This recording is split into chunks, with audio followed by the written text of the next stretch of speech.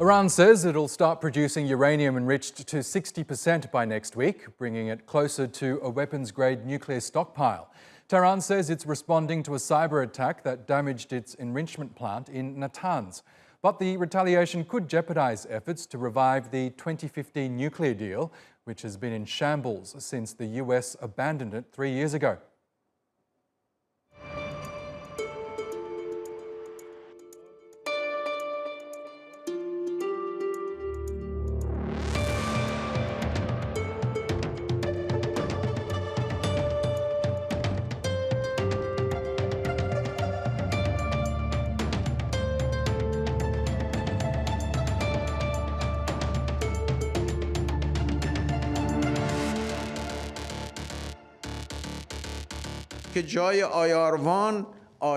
We know what you are trying to do. You want us to be empty-handed at the negotiations.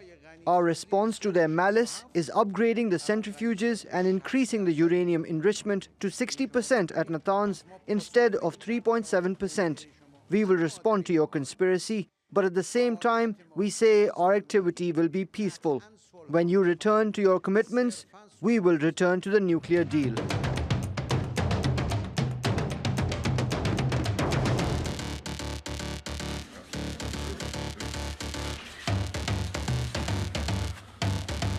In the Middle East, there is no threat that is more serious, more dangerous, more pressing than that posed by the fanatical regime in Iran.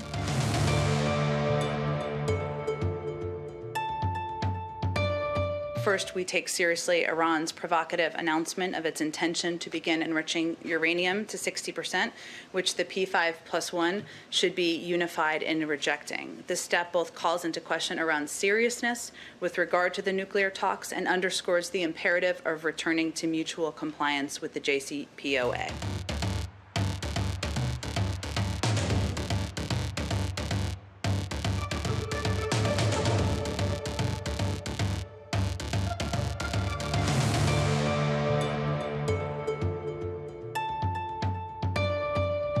Iran has not yet started 60% enrichment, but it would probably do so in the next few days. And then on May 21st, a temporary agreement that Iran has with the International Atomic Energy Agency will also expire. And the IAEA would lose a lot of information about Iran's nuclear program at that point. And then on June 18th, Iran has its presidential elections.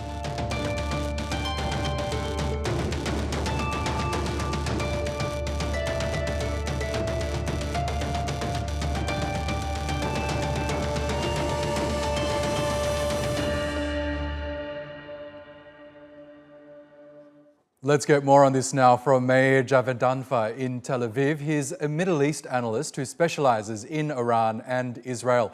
Welcome back to the program, Meir. Let's start with Iran's latest announcement. Its plan to enrich uranium to a purity of 60%, which is its highest ever level.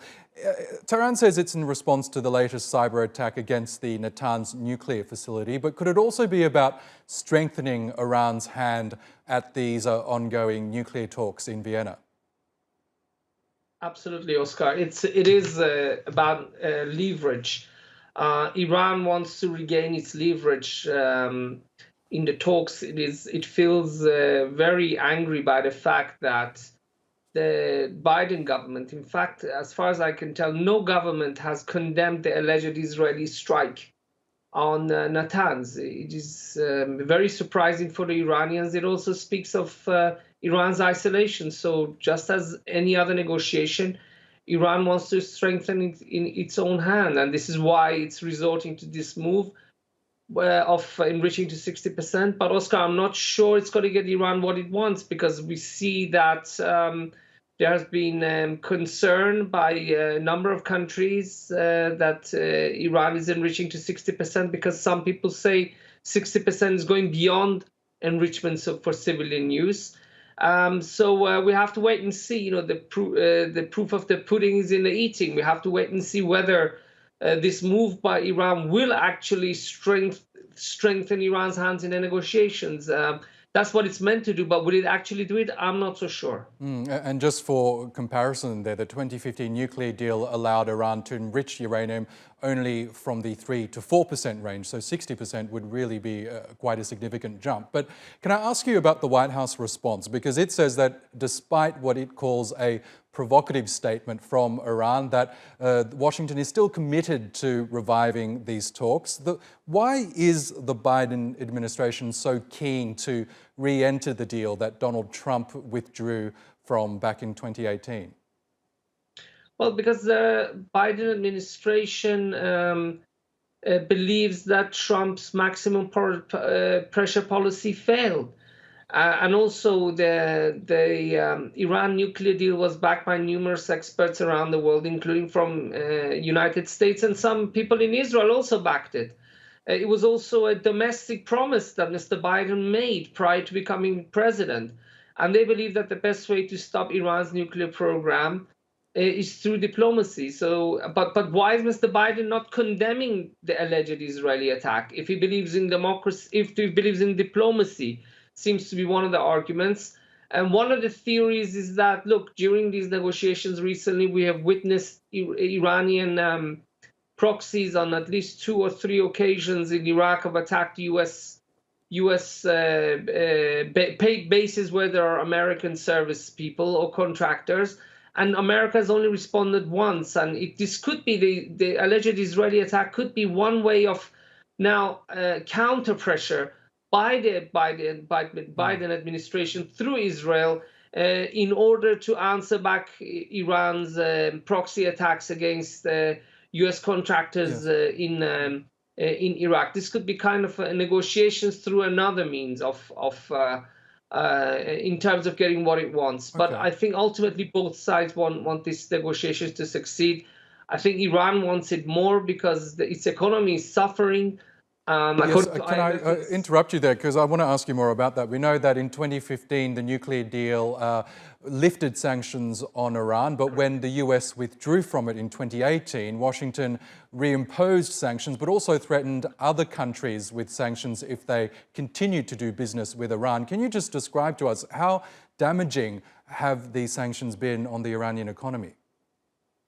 Well, Iran has found it very difficult to export oil. It has to export oil via smugglers and via third countries, and to buy some of its products at higher prices because it has to get third parties to buy them.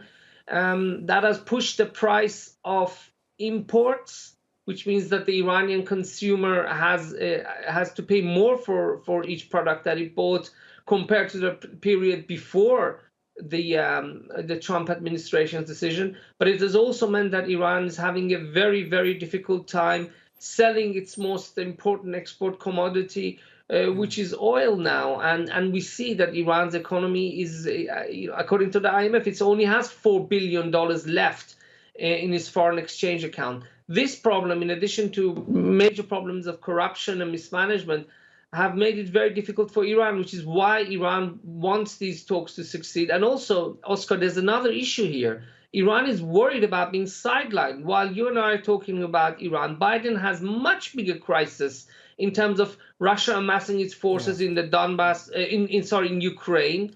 There's China, which is increasing its overflights in Taiwan. So those are much bigger issues, and Iran doesn't want to be left behind. Okay, Meir Javedanfar, we will have to leave it there, but we appreciate your analysis as always. Thank you for that.